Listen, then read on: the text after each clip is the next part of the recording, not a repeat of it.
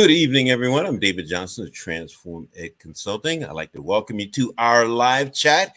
And I must make a plug for Transform Ed Consulting. And that's a list of all of the services we provide. With at the top is program evaluation and assessment. And I must also thank my dear colleague, Cassandra Williams, who is the brains behind Educational Innovation 360 Degrees. She allows us to use her channel, her YouTube channel, her Facebook channel. And that's how we brought this conversation to you this evening. I have as our guest, Jethro Jones. Jethro, how are you? Well, I'm doing great. Thank you, David. Appreciate you having me here. Oh, my pleasure. My pleasure. Tell us where you are in the world. I am in Spokane, Washington. Spokane, Washington. Well, let's return to that in a minute. Let me do a formal introduction. Okay. Jethro Jones is a national award-winning former school leader, podcaster, and author of the books How to Be a Transformative Principal and School X, How Principals Can Design a Transformative School Experience for the People Right in Front of Them. He is also founder of the Podcast Network. Mr. Jones currently consults school leaders on strategies to help them save time, lead more effectively, and overcome their personal weaknesses. He has served as a principal at K-12 levels, including a prison school. He has also served as a district coach, a distance learning team lead, and an English teacher. Now, let's go back to that Spokane thing. And I was laughing earlier. That's how you know who is from Spokane, Spokane, and those who are not from Spokane. So what's the difference? How do we know who is whom? Yes, those who say Spokane are from Spokane. Those who say Spokane are obviously from somewhere else that is not nearly as cool. Well, how'd you find yourself in Spokane? I understand that you were in Alaska, Fairbanks, as a matter of fact. Yep. Previous to being in Spokane, I was in Fairbanks, but it actually goes all the way back to when I was in high school. I was not a very good teenager, and I made a lot of bad choices, and I was heading down a bad path. And my sister, who lived in Spokane at the time, said, "Jethro, is this where you want your life to go?" And I said, "I don't think so, but I don't know how to change." And she said, "Well, why don't you come live with me in Spokane and you can restart your life?" And so when I left education to be a consultant, I thought, I restarted my life in Spokane once. I think I can restart again there. So that's why I chose to live in Spokane. So where were you born and reared?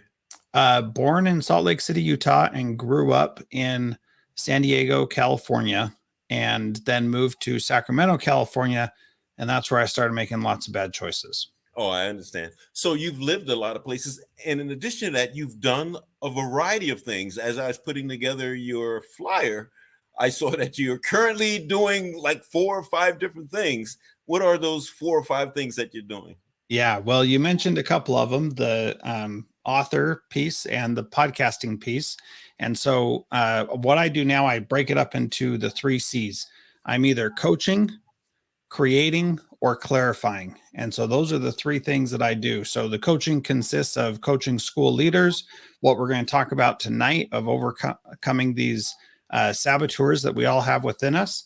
And then the creating has to do with creating the podcasts. I have a podcast network that has about 40 different shows on it. And so running that and managing that.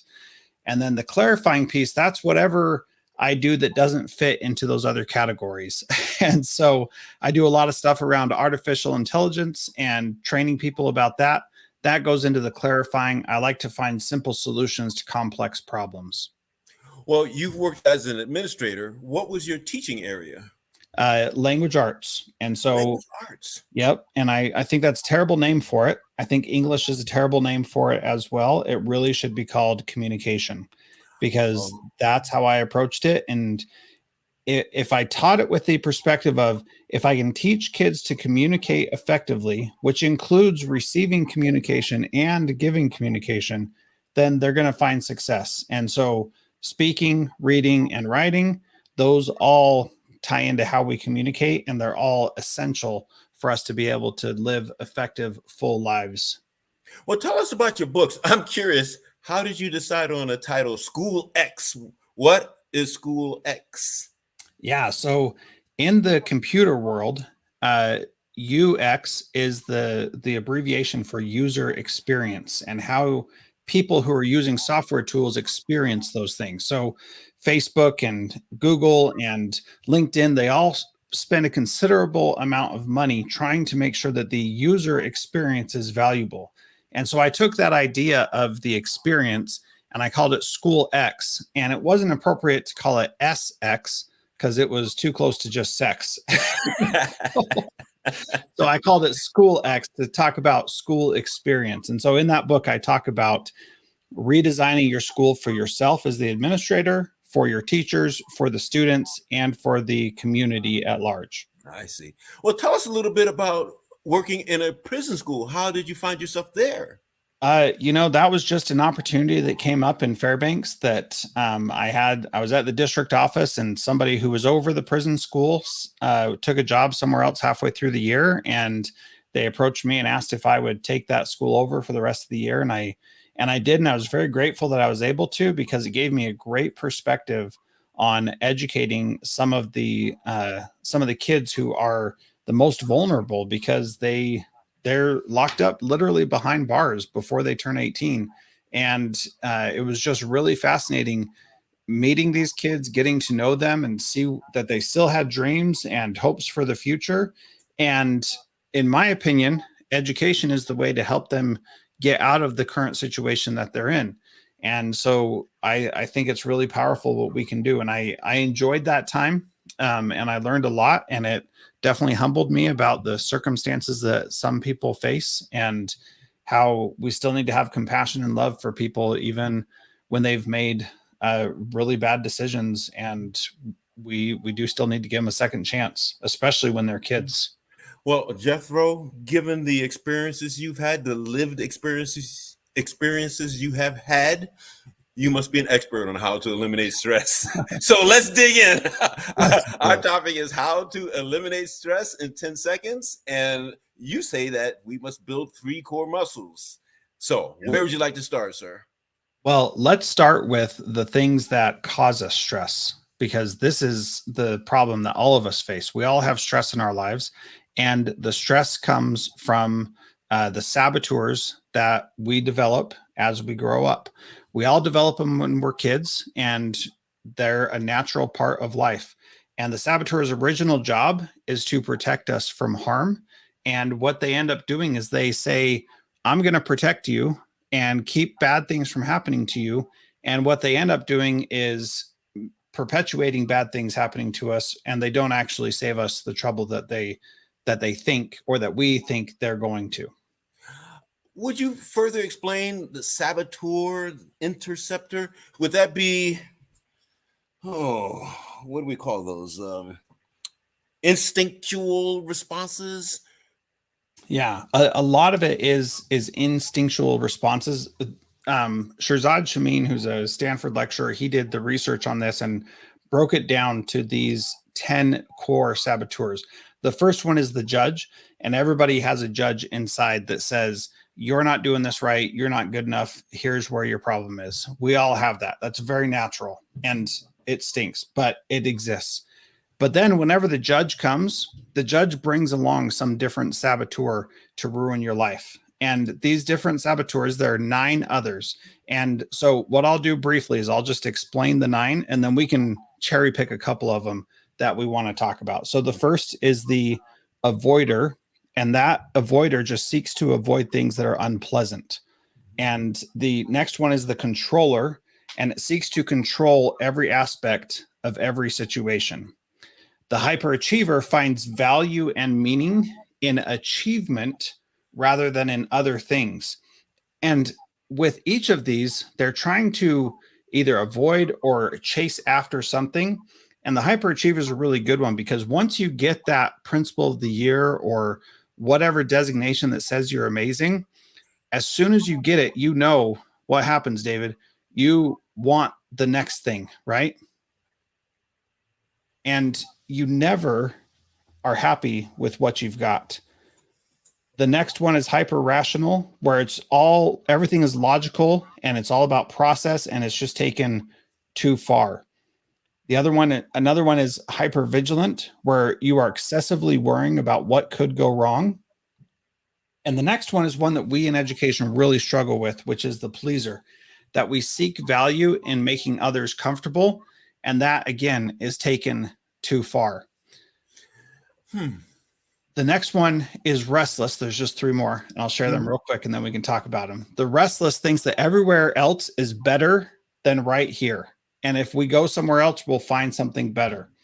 The stickler is perfectionism taken too far, and the victim sees everything as outside forces causing trouble, and they're always the victim. So there's those saboteurs, and the saboteur interceptor is just noticing when those things happen and recognizing it and intercepting them from what the things are telling you. All right, Jethro, I have lots of questions. Now, would you state again the name of the person who found these 9 different interceptors? Yeah, Shirzad Shamin out of Stanford. And he wrote a book called Positive Intelligence, which is a great book that I suggest everybody read. Go check it out. Really good stuff. Mm-hmm. And he came to these different, I want to call them personalities, but these different interceptors through research. Yes, he did what's called a factor analysis. And factor analysis, for those who aren't familiar, is a type of research that radically simplifies the reasons why things happen. And in that research, it's like the color, the colors in the world. There's millions of colors, and the ones that make up all the other colors are red, yellow, and blue. That's the same thing here with the saboteurs. Is all of your negative feelings, they all come from one of these 10 saboteurs. And whatever negative feeling you're feeling, we can trace it back to one of the saboteurs, almost always the judge, and the judge is bringing someone with him. Now, is the author a psychologist? What is his area of expertise? His area of study?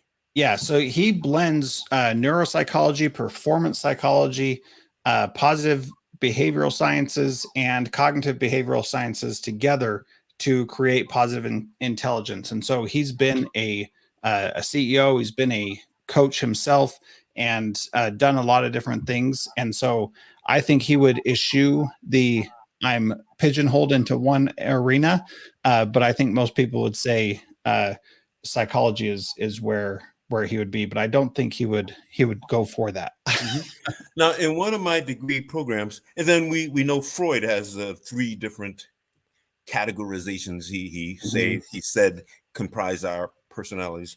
But another one of my in one of my degree programs, I studied counseling, and as you listed those different saboteurs,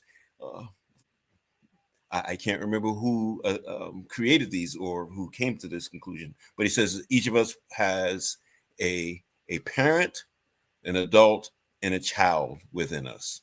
Mm. And the adult, of course, is where we want to operate because we're using logic and wisdom, and we're not being activated by childish things, let's say.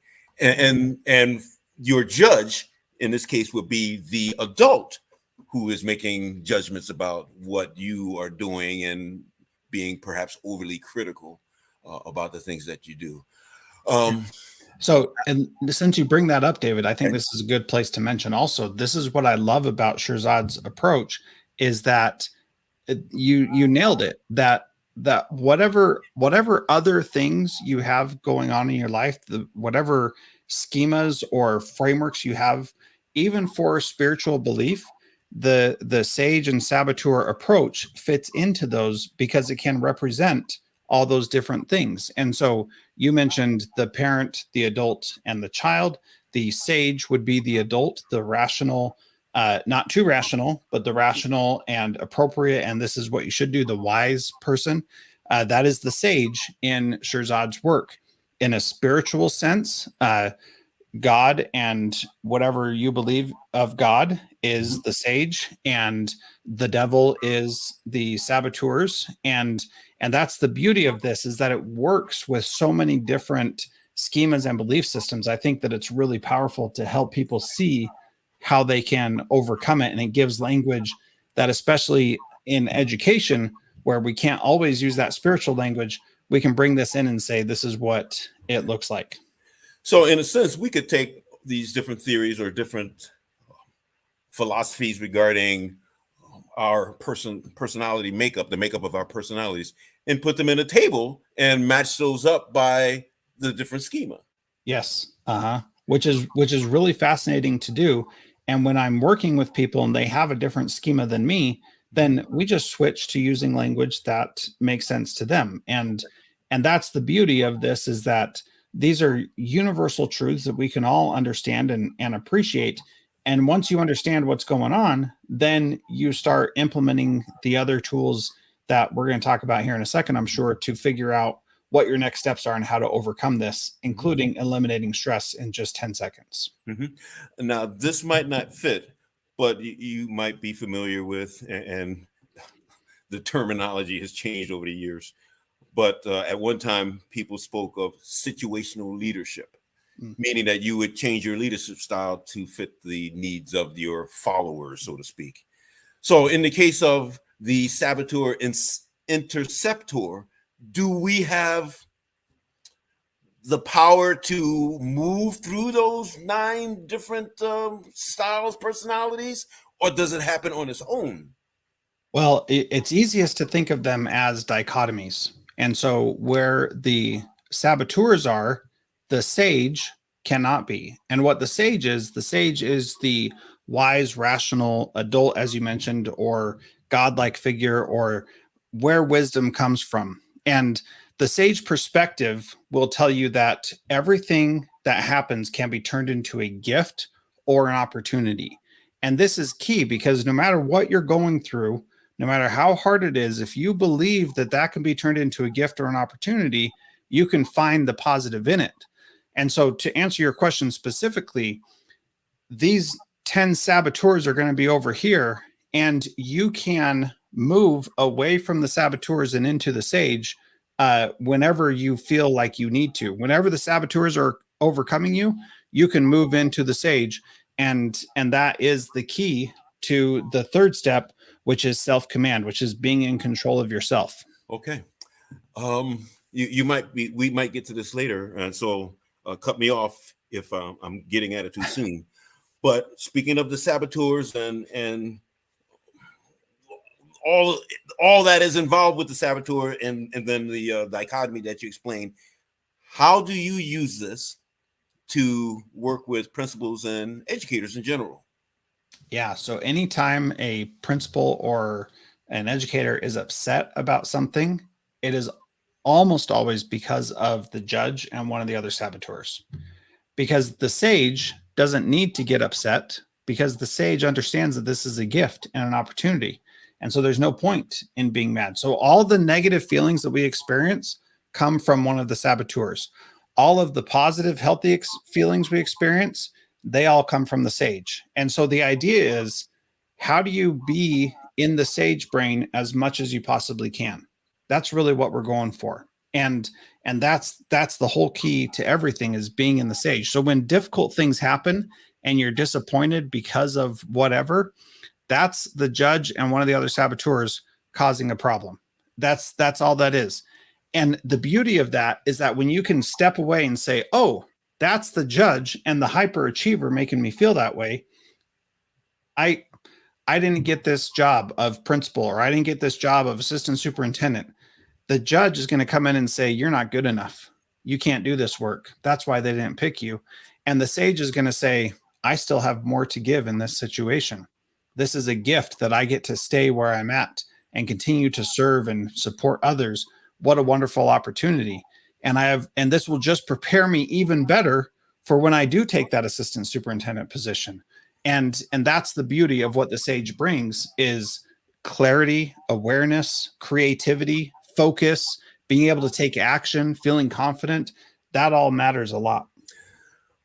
I have other questions, but I'm watching the clock too. Yeah. Where should we go next? Okay, well, let's talk about how do we get into the sage mind, because that's the real key. That's the third step, which is the self-command piece. And so I'm going to invite you to do something a little bit weird here for a second. And I'm going to ask you to put your 2 fingers together and just rub your fingers together with such attention that you can feel the ridges on either fingertip. And so if you do this for 10 seconds, this is called what Shirzad calls a PQ rep. And what that means is you are forcing your body to be subservient to your sage mind. And you're focusing and forcing your sage to come into power and be in control. Now, there's actual science and stuff behind this. I don't know all that stuff that well. I just know that it works every single time. And I've seen it work with people in very stressful, very difficult situations. But it takes time to get there. I've seen it work in my own life and in my family's life, and that's what is so powerful. Now, once you're in the sage mind, by doing these PQ reps, and what they are is 10 seconds of forcing your body to pay attention to any one of your five senses. So that can be your sense of smell, your sense of taste, you're looking at something, like you can really look deeply at someone and really pay attention to them and see them for the first time and see the wrinkles on their face, the color of their hair, like you've never seen it before, the colors of their eyes. That becomes a really powerful way for you to use your visual sense. Also, if you're just sitting somewhere, you can feel the weight of your body on your seat. And if you're in a stressful, difficult situation and somebody's yelling at you, like a parent, for example, you can wiggle your toes and draw attention to those senses. And the beauty of this, we have this idea of meditation, right? But often with meditation, we feel like we have to be in a special place, doing it in a special way, and we have to get focused in a special way to be able to connect. With this, the idea is 10 seconds, one of your senses, and then your sage is the one that's in control. And after that, you can start taking action based on that. I'm thinking hard here. Now, I don't know everything about meditation, but you mentioned meditation. What is it that people use in meditation? Is it not a chant? What is it called when you meditate? Where you focus on, what is it called? A mantra, maybe? A mantra? Okay. Now, compared it to, is there a relationship between the PQ and the mantra? Yes, between PQ and meditation, there's definitely a relationship. And here's the big difference, and I think this is so important. To do meditation, you typically feel like you need to be in a special place doing something special. Right. To do PQ reps, you just need to be alive, and you can be focusing on your breathing. Mm-hmm. You can be focusing on what you're looking at. You can be focusing on your fingers. You can rub your hand on the device in front of you or on the table or whatever the case may be. And that's the beauty of it, is that it is designed to help you in the moment. When you're feeling those saboteurs attacking you, you can do something right then and there. And once you do something, then you get into the sage mind. And then when you're in the sage mind, you can call on the sage powers to help you figure out what you need to do next. And all right, so you mentioned call upon the sage powers. What would be an answer sage power might give? So this is where it gets really fun, because there are 5 sage powers, and the first one is empathize. And so you use this power when there are strong feelings involved and you're feeling like your emotional reserves are getting kind of low. And so you play a game with it and you visualize the child. So if you and I were having a difficult conversation and I was really frustrated with you, I would visualize you as a child, and I would think things like, when David was a little child, 5 years old, this cute little boy, was he designing at that point in his life to come and cause me such grief? No, of course he wasn't. And when I see you as a child, then it makes it a lot easier for me to have patience, kindness, respect, love, support for you. So whether you are my boss or a subordinate, I can still see you as a child and see the ways that you are a unique, special individual that has all the great potential that you have and is not in competition with me. Because as a 5-year-old, that we weren't thinking about this difficult conversation, right? So I want to, because of time, I want to go through the next 4 real quick. Explore is the next one. Innovate, navigate, and activate. And so we don't have time to go into every single one of those, but I want to touch on one piece real quick. Okay. The explore and innovate powers are when you explore, when you need to discover different reasons why what's happening is happening. What are the saboteurs affecting that person? And innovate is when you need a different idea than what is obvious. And there's a key piece in both of these that if somebody is upset or somebody has a problem or somebody has an idea, at least 10% of that idea is right. And this is the game that you play. What is 10% right about that idea or that complaint or whatever? And man, if you just take that and say, I've got this upset parent across the table from me, and she's just furious. What is 10% right about why she's furious? And how can I take what she's feeling furious about and say, you're 10% right there. Let me tell you what I agree with. And then let's start building a coalition from there. Coalition.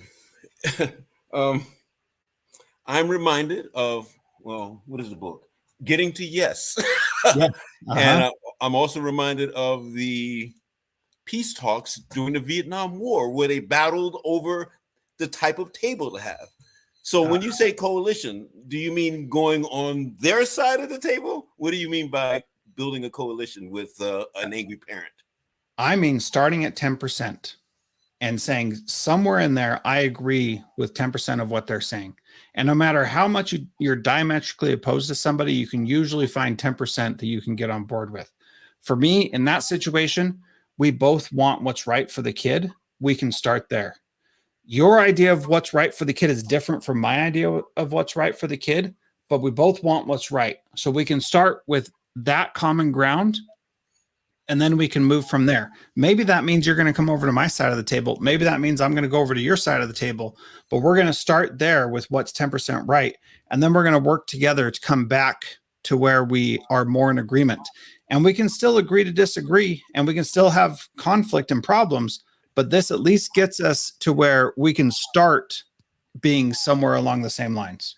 Jethro, this is a fascinating conversation. And who would have thunk that we couldn't get through all just 3 topics? We couldn't get through 3 topics in 30 minutes. Who would have thunk that we couldn't have done that? But there's a lot here, and it looks like we should revisit this some other time, some other day, some other time. Yeah. So to get to the original title, How to Eliminate Stress in 10 Seconds, could you wrap that up for us? Yep. Here it is. Do PQ reps. Force your body to pay attention to one of your 5 senses for 10 seconds at a time, and then just repeat. And you will eliminate stress in 10-second increments, and you'll be there. At this point, because I've been practicing for a long time, I can definitely eliminate stress in 10 seconds. I've seen it happen. It's not magic, and it's incredible. And you can do it too. I told you the secret. I can help you with more. Like if you want to, go to my website, jethrojones.com/coach. Let's set up a time and I'll walk you through the whole process. That's the beauty of this operating system. So simple. Anybody can do it. And all it starts with is just being in control of yourself. Now, Jethro, I'm going to say that's your takeaway. So what would be your call to action? What do you want people to do with this knowledge? Or what do you want people to do at all?